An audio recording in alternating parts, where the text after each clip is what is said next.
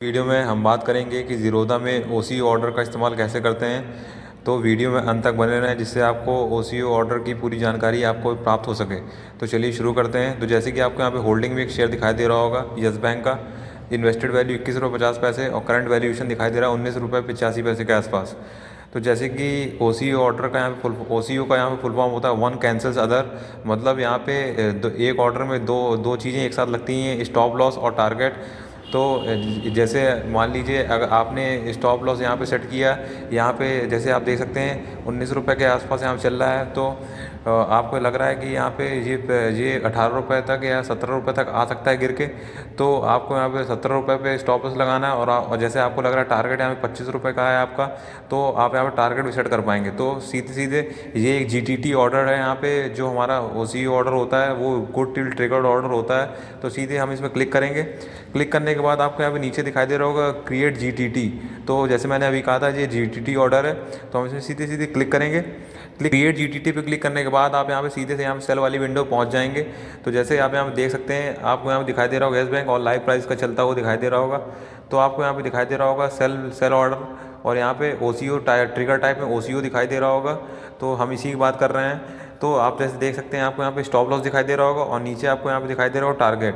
तो इसमें आपको यहाँ पे इसका ऑर्डर लिमिट प्राइस पे यहाँ पे ऑर्डर क्योंकि एग्जीक्यूट होगा, तो एग्जीक्यूट होने के बाद ये ऑर्डर जो वैलिड होगा यहाँ पे वो 1 साल तक होगा।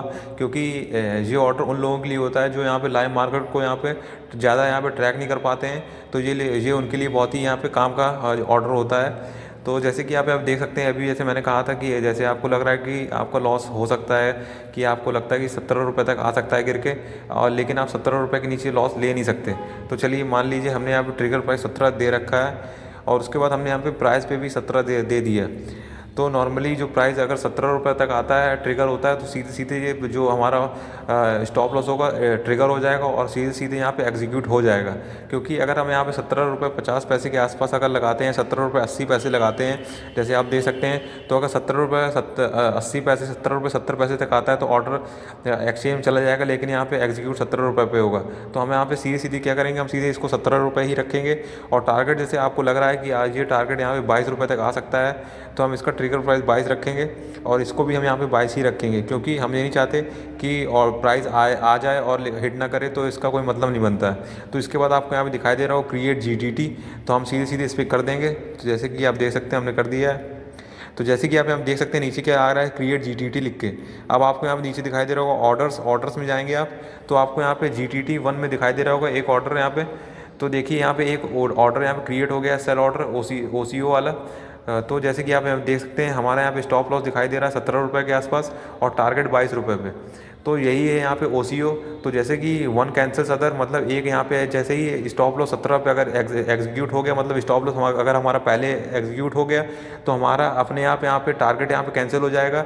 अगर हमारा टारगेट पहले अचीव हो गया तो हमारा स्टॉप लॉस वाला जो है वो अपने आप यहाँ पे ऑर्डर कैंसिल हो जाएगा। तो यही है यहाँ पे OCO ऑर्डर। तो जैसे कि इसमें अगर आप क्लिक करेंगे तो आप यहाँ पे इसको मॉडिफाई भी कर सकते हैं। तो मॉडिफाई करने के लिए आपको कुछ नहीं करना होगा, सीधे आप क्लिक करेंगे मॉडिफाई पे। उसके बाद आप यहाँ पे स्टॉप लॉस को भी चेंज कर सकते हैं अपने हिसाब से, और यहाँ पे टारगेट को भी अपने हिसाब से यहाँ पे सेट कर सकते हैं। तो हम यहाँ पे बैक आएंगे। बैक के बाद आपको मैं एक और चीज़ बता देता हूँ यहाँ पे, कि आप जैसे देखेंगे कि ऑर्डर जो है यहाँ पे क्रिएट हुआ है वो 12/1/2023 जो आज की तारीख है यहाँ पे, और एक्सपायर हो रहा है ये 12/1/2024 को। जैसे मैंने कहा था ये 1 साल तक इसकी वैलिडिटी रहेगी, मतलब इसकी वैधता 1 साल तक रहेगी। ये 1 साल के बाद यहाँ पे ऑर्डर यहाँ पे कैंसिल हो जाएगा अपने आप, अगर आपका प्राइस एग्जीक्यूट नहीं होता है दोनों में से एक। तो इस बात का यहाँ पे बिल्कुल ध्यान रखें।